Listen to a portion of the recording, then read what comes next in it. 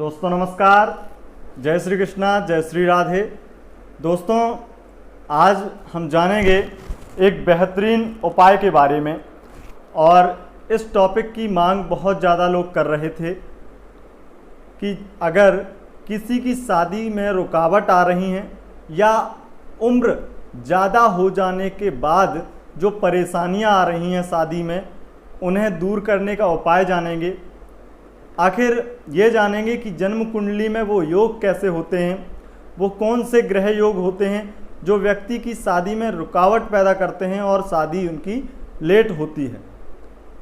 तो उम्र ज़्यादा होने के बाद में शादी में जो दिक्कतें आती हैं उन्हें हम समाप्त करेंगे इस वीडियो के माध्यम से। तो आइए शुरू करते हैं। तो सबसे पहले दोस्तों हम यहाँ पर बताएं आपको, तो लेट जो शादी होती हैं उन योगों के बारे में चर्चा करें। यहाँ तक भारत की बात करते हैं तो भारत में, हमारे भारतीय समाज परंपरा में, सनातन धर्म परंपरा में 20 से 30 वर्ष की जो आयु है उसमें लगभग शादी हो जाती है और 30 वर्ष से पहले ही शादी हो जाती है। अगर व्यक्ति अपने पैरों पे खड़े होने की जो सोच रखते हैं, आजकल लगभग सभी लोग ये चाहते हैं कि मैं शादी करूं उससे पहले, चाहे वो लड़का हो या लड़की, कि मैं अपना खुद का कुछ काम करूं और मैं अपने पैरों पे खड़े हो सकूं या खड़ा हो सकूं, यानी कि बहुत ही अपने ऊपर निर्भर होने की जो कोशिश रहती है लोगों की। इसी वजह से आजकल शादियां उम्र निकलने के बाद में होती हैं। उम्र निकलने के बाद यानी कि जो कि 20 वर्ष की आयु में, शास्त्रों में तो उससे पहले ही बताया गया है, लेकिन बाल विवाह संविधान के खिलाफ है, कानून के खिलाफ है।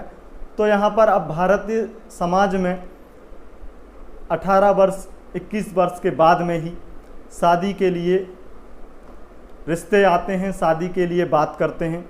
तो शादी 18 वर्ष के बाद में हो जाती है, जल्दी शादी हो जाती है वो, और जो लेट होती है वो लगभग 28 से 30 वर्ष के बीच में।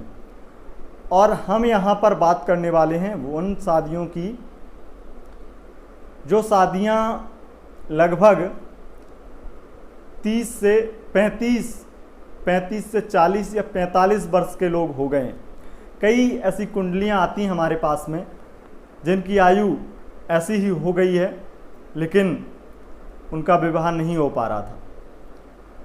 तो यहाँ पर हमने सोचा कि कई बार लोग इस विषय में कमेंट भी करते हैं, तो आसानी से आपको बता दिया जाए आखिर जो लेट लपेट शादियाँ होती हैं उनकी वजह क्या है। और जब हम वजह जान लेते हैं किसी चीज़ का, किसी परेशानी की समस्या, अगर कोई समस्या है उसका हम ये जान लेंगे कि वो समस्या किस वजह से आ रही है, किन कारणों से वो बीमारी हमें सता रही है, तो हम उसके लिए उपाय कर सकते हैं, तभी हम उस समस्या को दूर कर सकते हैं।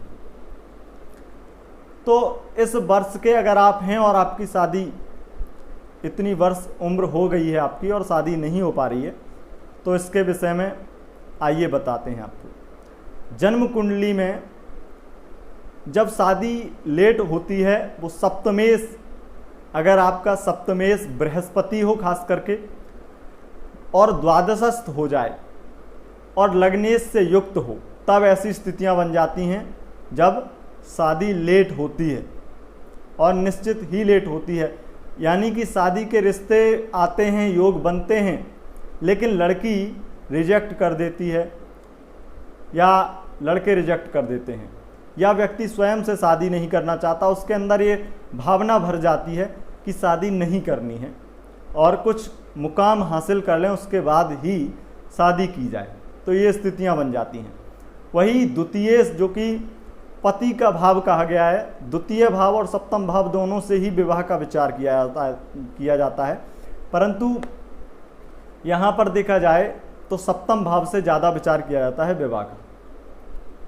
अब सप्तम भाव, सप्तमेश का संबंध लग्नेश से बन जाए तो ऐसी स्थितियाँ बन सकती हैं, और ये लग्नेश अगर आपके दशमेश भी हैं तो ये स्थितियाँ और बन जाती हैं, क्योंकि पिता का सपोर्ट, आप अगर शादी नहीं कर रहे हैं, आपकी मर्जी जो चलेगी उसमें पिता की भी सहभागिता हो जाती है। आपको जो करना है वो कीजिए, ऐसे पिता आपको मिल जाते हैं। अगर लग्नेश की युति द्वादशस्थ हो जाए, द्वादशस्थ बृहस्पति के साथ में। साथ ही शनि की दृष्टि लग्न से, पंचम से या कहीं से भी, खासकर तृतीय और सप्तम दृष्टि अगर पड़ती है आपके सप्तम भाव पर, तो निश्चित ही देखा गया है ऐसे व्यक्तियों की शादी लेट होती है। लेकिन अगर यहाँ पर योग जो बनते हैं, अगर लग्नेश आपका शनि ही बनता है और वो पंचम से दृष्टि डाल रहा है, तो ऐसी स्थिति में शादी लेट नहीं होगी।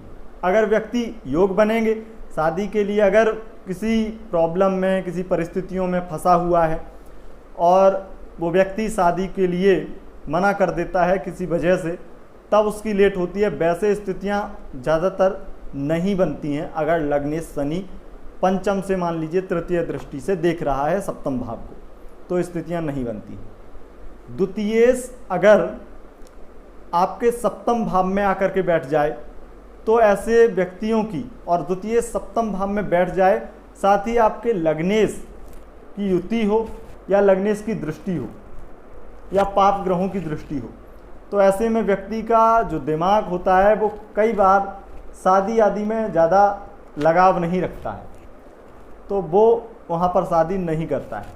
इस वजह से लेट लपेट होते हैं। और जब ग्रह दशा आती है, जो तीसरी वजह मैं बताऊं आपको, तो शादी की लेट करने की जो वजह है वो ये भी है कि आपकी कुंडली में जिन ग्रहों से विवाह का योग निर्मित हो रहा है, वही ग्रह आपके जो आपके विवाह के योग बना रहे हैं, उनकी महादशा, अंतरदशा इत्यादि ना आए, जल्दी ना आए।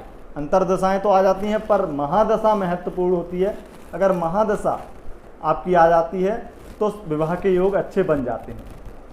देखा जाए तो यहाँ पर यह भी होता है कि विवाह के योग अच्छे बनने के बाद में भी व्यक्ति विवाह करने के बाद में भी विवाह से संतुष्ट नहीं होता है, तो ऐसी स्थितियां रहती हैं। अब हम जान लेते हैं आखिर ऐसी स्थितियां अगर आपकी कुंडली में बन रही हैं तो उपाय क्या कर सकते हैं। उपाय, अगर आपकी कुंडली में सप्तम पर जैसे जिस भाव की दृष्टि रहती है वो भी योग बना देता है, सप्तमेश के साथ में जिसकी युति होती है वो भी योग बना देता है, सप्तमेश जहाँ पर बैठा हो वहाँ से युति बन, जिस ग्रह का जिस भाव में बैठा हो उस भाव के अधिपति ग्रह योग बना देते हैं, विवाह के योग बना देते हैं।